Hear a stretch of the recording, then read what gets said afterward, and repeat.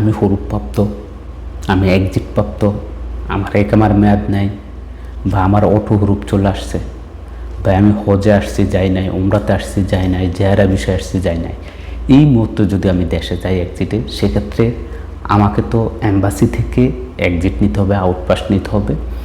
এর ফলে আমাদের কি অনলাইনে আবেদন করতে হবে কি না, কাদেরকে আবেদন করতে হবে, বা আপনি অ্যাম্বাসি থেকে কাগজগুলো নেয়ার পর আপনি কি করবেন সেটাই জানতে পারতেছেন না। তো আজকের এই ভিডিওতে আমি সেটা আপনাদেরকে জানাবো। অনেকেই মনে করেন যে আপনাকে আবেদন করতে হবে অনলাইনে, কিন্তু আসলে মূলত আপনাকে আবেদন করতে হবে না। কেন বলছি, স্ক্রিনে দেখেন পেপারগুলা।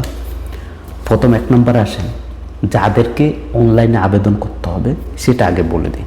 যে সকল প্রবাসীরা আপনি আসার পর আপনার একামা হয়েছে, মেয়াদ শেষ হয়ে গেছে, সে সকল প্রবাসীরা যদি দেশে যেতে চান, অ্যাম্বাসিতে এক্সিটের জন্য আবেদন করেন, সেই ক্ষেত্রে আপনাকে যেটা করতে হবে, আপনি আবেদন করার পর আবেদনের যেই পত্রটা আছে কনসুলেট ট্যুর থেকে নেবেন, সেই পত্রটা আপনার পাসপোর্ট 1 মাস ছবি দিয়ে HRSD অর্থাৎ মানব সম্পদ মন্ত্রণালয় থেকে অনলাইনে আপনাকে আবেদন করতে হবে। আবেদন করার পর আপনার সাদার নাম্বার আসবে, এরপর এক্সিট লাগাবেন, লাগিয়ে আপনি দেশে চলে যাবেন। এবার আসেন দ্বিতীয়ত হচ্ছে, যে সকল প্রবাসীদের এই অনলাইনে কোনো আবেদন করতে হবে না, আপনারা শুধুমাত্র একটা কাজ করতে হবে, আপনাদেরকে সহজ জেলে যেতে হবে। দেখেন আমি বলছি কারা তারা।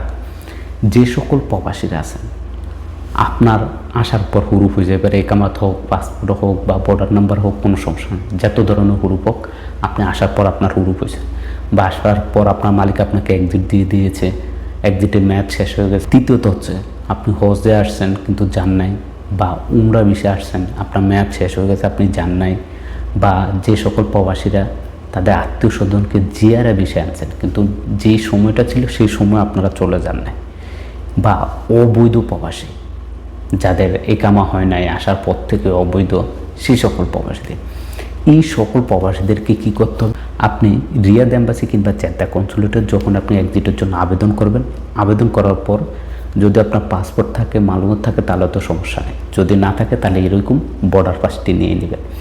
বর্ডার পাসটি যখন আপনি নেবেন, মানে ট্রাভেল পাস যেটা নেবেন, এটা নেয়ার পর দ্বিতীয় কাজটা হচ্ছে, অ্যাম্বাসি থেকে আপনাকে এই যে এরকম একটি লেখা, আরবি লেখাযুক্ত একটি পেপার দেবে। এখানে কি আছে, অ্যাম্বাসি থেকে তারা সমস্ত এখানে আরবিতে, এটা বাংলা আমি আপনাদেরকে বলে দিই, তারা প্রথমেই তাদেরকে ধন্যবাদ জানিয়েছে, তাদেরকে কৃতজ্ঞতা স্বীকার করছে, এবং আপনার নাম বলছে, আপনার যেই ইকামা নাম্বার সেটা লিখে দিচ্ছে, আপনার মালিকের যে স্পন্সর যে নাম্বারটা সেটা লিখে দিবে, লিখে দিয়ে বলবে যে আপনার এই সমস্যা, আপনি দেশে চলে যেতে চাচ্ছেন।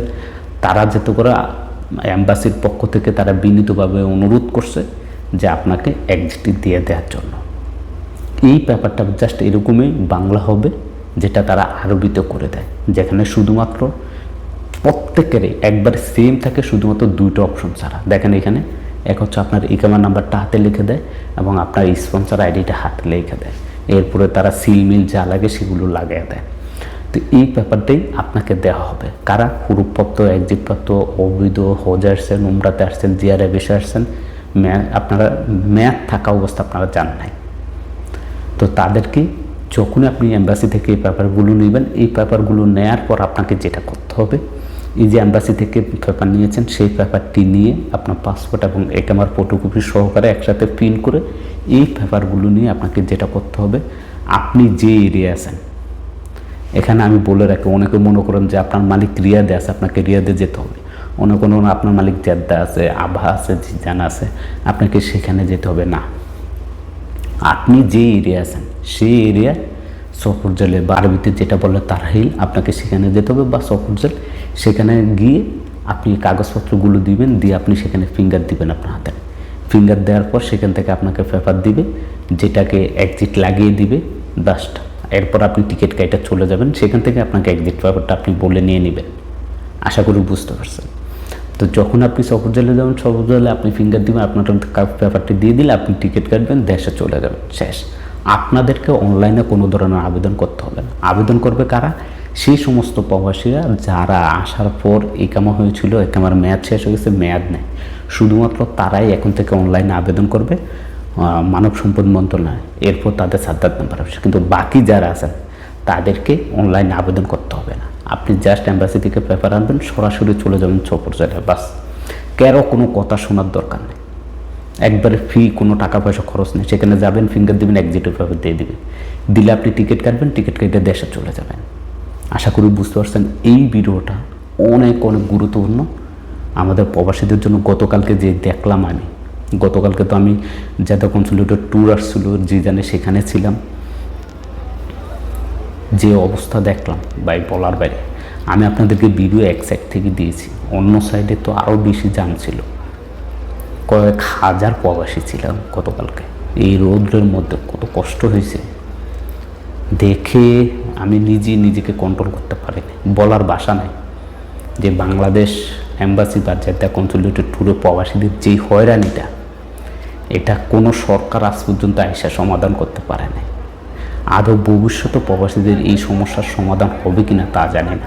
আমরা প্রায় সময় আপনাদেরকে একটা কথা বলি, ফেসবুকে পোস্ট দিই, যে সরকারের পক্ষ থেকে যদি আপনাদের জন্য একটু হেল্প করে, যে আপনার এমআরপি পাসপোর্ট যেইটা আছে এইটা সেম রাইটা তারা আপনার পাসপোর্ট করে দেবে, তাইলে এত ঝামেলা লাগে না ভাই, এত ঝামেলা হয় না, এত কাবজাব হয় না যে আপনাকে পাসপোর্টটা করে দেবে। এখন অনেকে বলবেন ভাই পাসপোর্ট করতে হলে তো ফিঙ্গার দিতে হবে। এবার আসেন মূল কথায়, ফিঙ্গারটা কি? আপনার কোনো কাগজপত্র নাই, এটার দরকার নাই, ওটার দরকার নাই, হয়রানির দরকার নেই।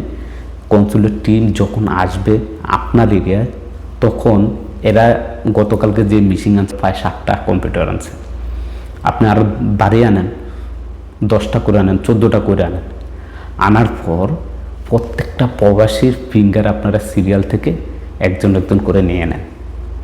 এখানে পাসপোর্টের আবেদন করতে হবে, এই করতে হবে, সেই করতে হবে, সেগুলো বাদ দিয়ে জাস্ট তাদের পাসপোর্টের ফটোকপি, আমার ফটোকপিটা নেন, নিয়ে আপনারাই ওই সেম টু সেম করে দেন, জাস্ট তাদের ফিঙ্গারটা রেখে দেন, তাদের ছবি উঠে নেন, তাদের হাতের সিগনেচার নিয়ে নেন। পাসপোর্টের জন্য এই 3টা কাজই গুরুত্বপূর্ণ। এক, আপনার হাতের ফিঙ্গার নেবে, দ্বিতীয়ত হচ্ছে আপনার চোখের ছবি নেবে, তৃতীয়ত হচ্ছে আপনার একটা ছবি তারাই তুলে নেবে, চতুর্থ হচ্ছে ওই বোর্ডের ভিতরে একটি সিগনেচার নেবে, যেটাই হচ্ছে আপনার পাসপোর্টের সিগনেচার। জাস্ট এই কাজগুলোর জন্য নির্দিষ্ট একটা ডেট সিলেক্ট করে তাদেরকে দিয়ে দেন। বা বাংলাদেশের এম্বাসি কি বলবো ভাই, যদি তারা এই যে 3 মাস পরে আসে 2 দিন আপনাদেরকে ট্যুর দেয়, তো কীভাবে সম্ভব হবে বলেন এই চাপ সামাল দিতে? আপনাদেরকে অবশ্যই প্রতি মাসে একবার হলেও আসতে হবে প্রতিটি অঞ্চলে। যেমন আপনি এই মাসে আসছেন জিজান, আগামী মাসও আপনাকে জিজান আসতে হবে। 3 মাস পরে কেন? প্রতি মাসে আসেন, আইসা 2 দিন করে করান, তাহলে 3 মাসে 6 দিন আপনি এখানে ট্যুর দিতেছেন, যার জন্য প্রবাসীদের এত হয়রানির শিকার হতে হবে না। আপনি 3 মাসে একবার আসেন, যার কারণে প্রবাসীদের এত হয়রানির শিকার হচ্ছে। ভিডিওটা শেয়ার করবেন, আমাদের হাজার হাজার প্রবাসী ভাই আছেন, এই গুরুত্বপূর্ণ তথ্যটা জানতে পারবেন, তাদের অনেক উপকার হবে।